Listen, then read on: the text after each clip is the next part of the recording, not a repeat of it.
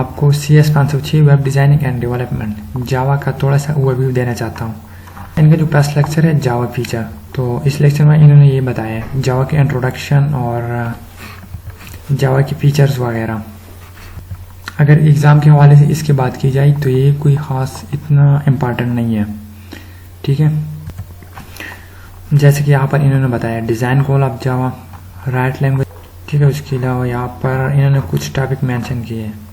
यहाँ पर इन्होंने सिर्फ इसका इंट्रोडक्शन दिया है, ठीक है, कि जावा क्या है, कि क्या एडवांटेज है और इसके क्या क्या यूजेस हैं। लेकिन एग्ज़ाम के हवाले से ये कोई ख़ास इतना इम्पोर्टेंट लेक्चर नहीं है। आप बस वैसे फिर भी आप थोड़ा सा इसको रीड कर लें। उसके बाद इनका जो दूसरा लेक्चर है Java virtual machine and run time environment, तो इसमें ये है कि मतलब कि किस तरह एग्जीक्यूट होता है वगैरह। और उसके बाद यहाँ पर है रन टाइम एनवायरनमेंट, कि इसको आप किस तरह रन कर सकते हो। फॉर एग्जांपल अगर आपके पास कोई जावा प्रोग्राम है और उसको आपने रन करना है तो किस तरह करेंगे। तो इसके लिए इन्होंने यहाँ पर मेंशन किया है JDK। तो यहाँ पर लास्ट में इन्होंने बताया कि आपने JDK का सेटिंग किस तरह करना है। अगर आप CMD पर रन करना चाहते हैं तो इसके लिए आपको डाउनलोड करना पड़ेगा JDK, जावा रन टाइम एनवायरनमेंट। एक होता है JRE जावा रन टाइम एनवायरनमेंट, दूसरा होता है JDK जावा डेवलपमेंट किट, ठीक है। यहाँ पर इन्होंने बताया जावा किस तरह रन कर किस तरह वर्क करता है।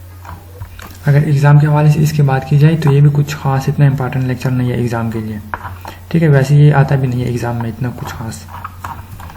एग्ज़ाम में जो टॉपिक्स आते हैं और जिस लेक्चर से आते हैं मैं अभी आपको आगे नेक्स्ट बताऊंगा इंशाल्लाह।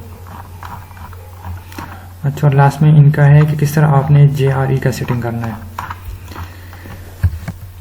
तो यहाँ पर इन्होंने बताया कि आपने सबसे पहले डाउनलोड करना है JRE। उसके बाद आपने यहाँ पर क्लिक अपने सिस्टम पर क्लिक करना है, राइट क्लिक। जैसे आप राइट क्लिक करेंगे तो आपको यहाँ पर प्रॉपर्टी का ऑप्शन शो होगा। उसके बाद यहाँ पर आप एडवांस पर क्लिक करेंगे। एडवांस के बाद यहाँ पर आपको शो होगा एनवायरनमेंट वेरिएबल। उसके बाद यहाँ पर आप लिखेंगे पाथ, और जो भी JDK आपने इंस्टॉल किया होगा ये होगा आपके C फोल्डर में। तो वहाँ से आपने पाथ कॉपी करना है, यहाँ पर पेस्ट करना है, ओके के बटन पर क्लिक करना है, तो आपका JDK सेट हो जाएगा। फॉर एग्जांपल इस तरह आपने पाथ कॉपी करना है, Ctrl+C उधर आपने पेस्ट करना है। जैसे आप JDK इंस्टॉल करेंगे तो यहाँ पर आपका ये फोल्डर बन जाएगा। तो आपने यहाँ बीन तक आना है, कॉपी करना है, पेस्ट करना है, आपका काम हो जाएगा। और थर्ड लेक्चर यहाँ पर है लर्निंग बेसिक। तो यहाँ पर इन्होंने कुछ बेसिक बताई है, स्ट्रिंग, डाटा टाइप वगैरह, यहाँ पर इस तरह की बेसिक है इनकी, ठीक है। कुछ ज़्यादा डिटेल से नहीं बताया इन्होंने, लेकिन फिर भी थोड़ा बहुत बेसिक बताया। इस लेक्चर में इनकी जो मेन टॉपिक है वो है स्ट्रिंग, इंटीजर। आपने स्ट्रिंग को किस तरह इंटीजर में कन्वर्ट करना है। और उसके अलावा यहाँ पर है एफ स्टेटमेंट है और एक है फॉर लूप। तो इस तरह कुछ बेसिक बताई है इन्होंने। और उसके अलावा यहाँ पर है कि आपने यूज़र से एक बॉक्स में किस तरह इनपुट लेने हैं और फिर किस तरह आपने शो करना है। एक बॉक्स में उसका आउटपुट आपने किस तरह शो करना है। और उसके अलावा है lecture number 4 object oriented programming, जिसमें आपके कुछ टॉपिक आते हैं ऑब्जेक्ट ओरिएंटेड प्रोग्रामिंग और उसके features. For example object oriented में आता है क्लासेस आते हैं, ऑब्जेक्ट आते हैं और मेथड्स, एट्रीब्यूट, गेटर, सेटर, ये चीज़ें। ये है lecture number 4 object oriented programming में। उसके बाद है इनहेरिटेंस। तो इनहेरिटेंस भी ऑब्जेक्ट ओरिएंटेड प्रोग्रामिंग का एक हिस्सा है। असल में इनहेरिटेंस जब आप एक क्लास की प्रॉपर्टी दूसरी क्लास में यूज़ करना चाहते हो तो इसको कहते हैं इनहेरिटेंस। फॉर एग्जांपल आपके पास है एक क्लास ए, दूसरा है क्लास बी। अगर आपने ए की प्रॉपर्टी सारी की सारी प्रॉपर्टी बी क्लास में यूज़ करना है तो उसको जब आप एक्सटेंड करेंगे तो ये हो जाएगा आपका इनहेरिटेंस। उसके बाद है कलेक्शन। तो कलेक्शन में आता है एरे लिस्ट और दूसरा आता है हैश मैप। एरे लिस्ट पे एक किस्म का डाटा टाइप है जिसमें आप स्टोर कर सकते हो मल्टीपल डाटा। जिस तरह आप स्ट्रिंग, इंटीजर, इन चीज़ों में आप स्टोर करते हो सिंगल डाटा। जो एरे लिस्ट होता है उसमें आप स्टोर कर सकते हो मल्टीपल डाटा। इसका जो मेन यूज़ है जब आप डेटाबेस से डाटा रिट्रीव करना चाहते हो, आपके पास बहुत सारा डाटा होता है तो उसके लिए फिर आप यूज़ कर सकते हो एरे। उसके बाद है lecture number 7 introduction to exception. ये भी एक बहुत छोटा सा लेक्चर है। ये इन्होंने बताया है तकरीबन 1 घंटे तक इन्होंने डिस्कस किया, 50-60 मिनट तक, लेकिन ये आप सीख सकते हो तकरीबन 10 मिनट में। एक्सेप्शन मतलब जब आपके प्रोग्राम में एरर आने के चांसेस हों, ठीक है, तो इसके लिए हम यूज़ करते हैं फिर ट्राई एंड कैच का। फिर हमारे पास जो भी एरर आते हैं वो हमें उधर शो हो जाते हैं। अगर ये मैं आपको दिखाऊँ उधर, अभी ये जो प्रोग्राम है ये मैं आपको दिखाता हूँ। पहले मैं आपको थोड़ा सा ओवरव्यू देता हूँ इसका। अच्छा, इस लेक्चर में है ट्राई, कैच और फाइनल ब्लॉक। एक्सेप्शन के लिए हम यूज़ करते हैं ट्राई एंड कैच का। ट्राई में हमारा वो कोड होता है जो हम एग्जीक्यूट करना चाहते हैं, और कैच में हमारे पास अगर इस प्रोग्राम का कोई एरर आता है तो कैच में हम उस एक्सेप्शन को प्रिंट करते हैं। उसके अलावा होता है फाइनल ब्लॉक। तो फाइनल ब्लॉक जो होते हैं वो हमेशा एग्जीक्यूट होता है। फॉर एग्जांपल, अगर आपका प्रोग्राम है रन होता है, उसमें कोई एरर नहीं है तो एग्जीक्यूट होगा आपका ट्राई वाला ब्लॉक, और अगर कोई एरर है तो एग्जीक्यूट होगा कैच, और जो फाइनल होता है वो हमेशा एग्जीक्यूट होता है। और साथ में यहाँ पर इन्होंने ये भी बताया types of error. Syntax error क्या होता है, logical error, run time error, what is an exception. ठीक है, तो एक्सेप्शन ये है जो अभी मैंने आपको बताया। उसके अलावा है वाई हैंडल एक्सेप्शन। ठीक है, ये तकरीबन आप सीख सकते हो 10 मिनट में। अगर मैं इस पर 10 मिनट की वीडियो बनाऊँ तो आपको ये पूरा लेक्चर समझ आ जाएगा इंशाल्लाह। ट्राई, ये है कैच, इसके अलावा है फाइनल, थ्रू रेफरेंस। बस इतना ही छोटा सा। और फिर इस लेक्चर में इन्होंने डायरेक्ट स्टार्ट किया है फाइल हैंडलिंग। लेक्चर नंबर 6 में इन्होंने डायरेक्ट स्टार्ट किया है, एक्सेप्शन का भी इंट्रोडक्शन दिया, और साथ में फिर इन्होंने डायरेक्ट स्टार्ट किया फाइलिंग हैंडलिंग से। मतलब इन्होंने फाइल हैंडलिंग के एग्जांपल किए, और उसी पर फिर इन्होंने ट्राई किया, एक्सेप्शन अप्लाई किया। जो है स्ट्रीम में भी आता है फाइलिंग हैंडलिंग।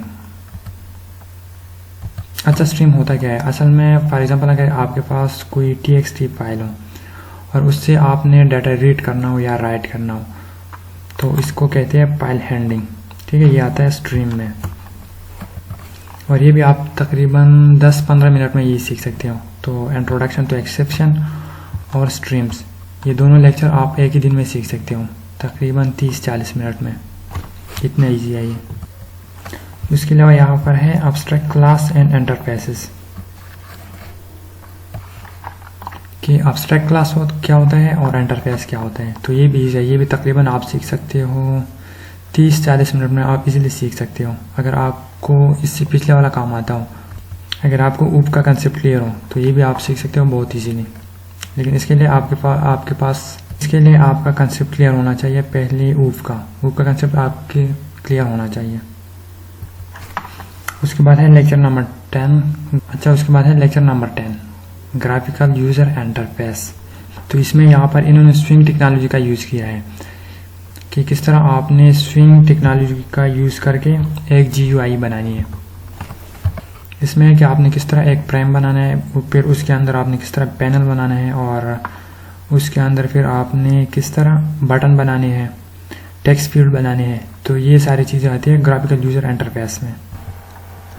तो ये हमारे पास एक ग्राफिकल यूज़र इंटरफेस का एग्जांपल। ठीक है, यहाँ पर मैंने बनाया है एक ग्राफिकल यूज़र इंटरफेस। इसमें है जे फ्रेम के अंदर हमारे पास है कुछ पैनल, एक पैनल ये है, एक पैनल ये है।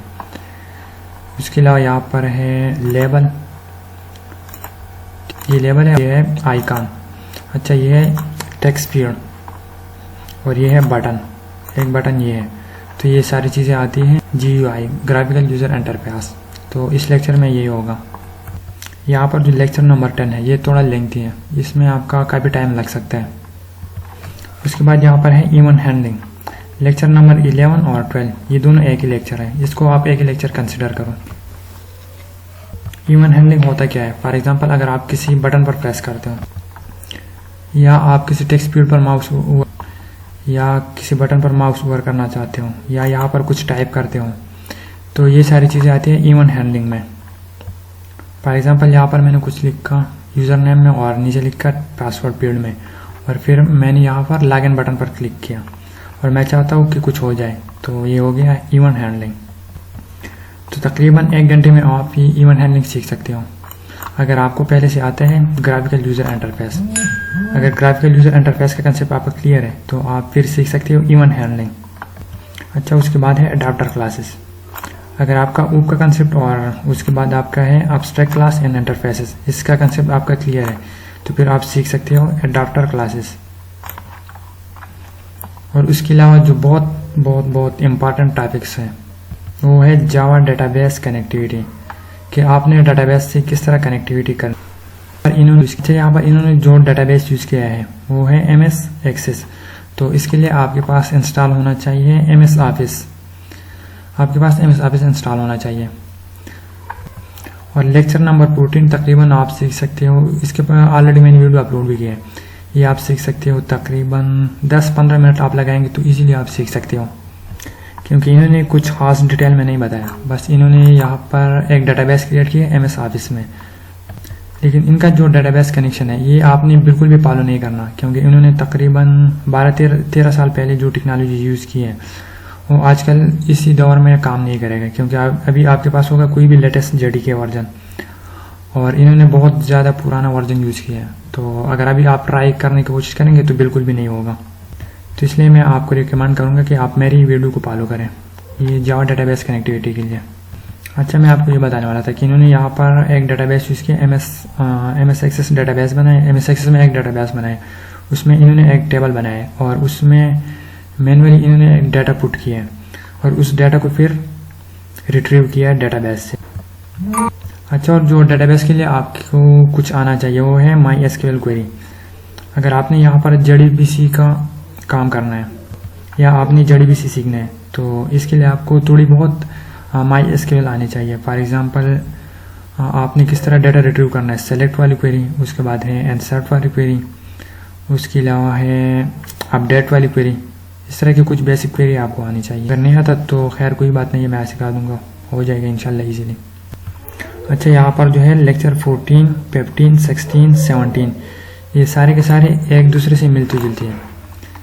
अगर आपको इसमें से एक भी लेक्चर समझ आ गया, फॉर एग्जांपल आपको समझ आ गया लेक्चर नंबर 14, तो फिर आप लेक्चर नंबर 15 पे कर सकते हो, उसके बाद आप कर सकते हो 16, 17।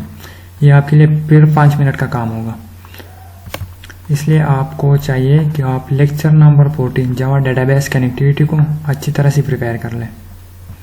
अच्छा, उसके अलावा यहाँ पर है जावा ग्राफिक्स, कि आपने जावा में किस तरह ग्राफिक्स बनाना है, 2D ग्राफिक्स। इन्होंने जो काम किया है वो है 2D ग्राफिक्स पर, और उसको फिर आपने किस तरह एनिमेट करना है, एनिमेशन के टॉपिक्स वगैरह यहाँ पर इन्होंने कवर किए।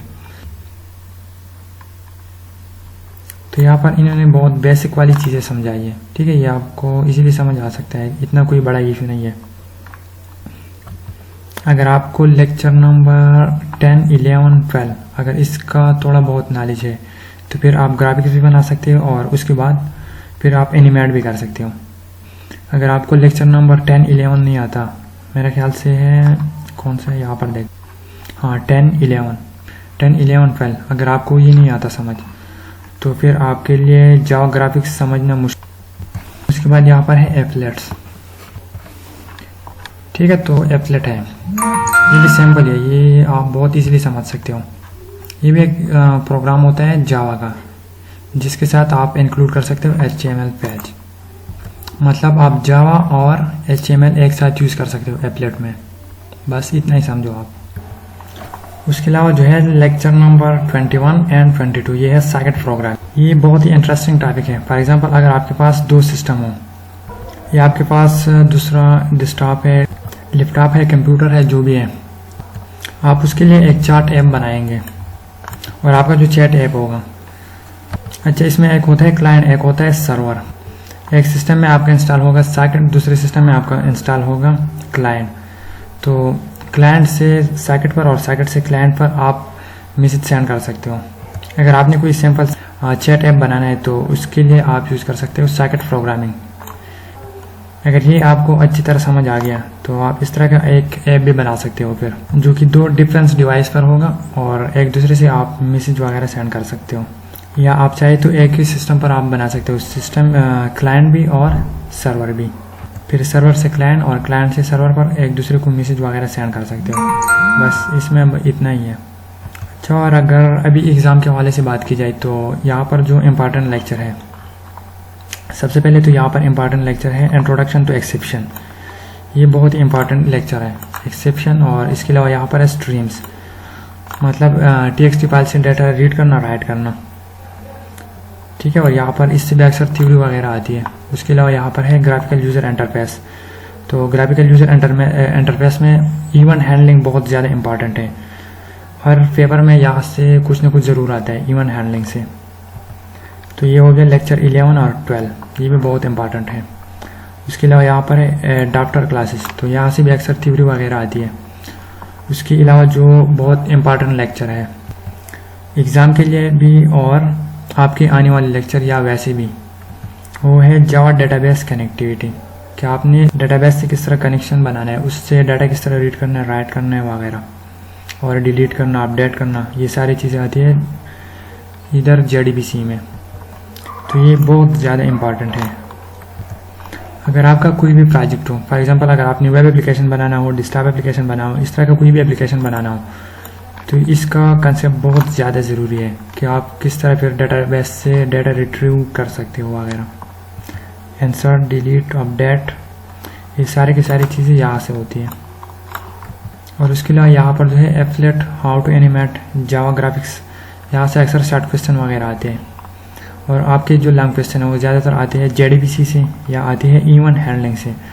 तो अभी मैंने आपको जो 2 इम्पॉर्टेंट टॉपिक बताए, एक है इवेंट हैंडलिंग और दूसरा है JDBC। तो इसके लिए आपको अच्छी तरह से प्रिपरेशन करनी चाहिए। और इसके अलावा यहाँ पर है इंट्रोडक्शन टू एक्सेप्शन और स्ट्रीम्स। थर्ड टॉपिक आपका ये हो गया, इंट्रोडक्शन टू एक्सेप्शन और स्ट्रीम्स।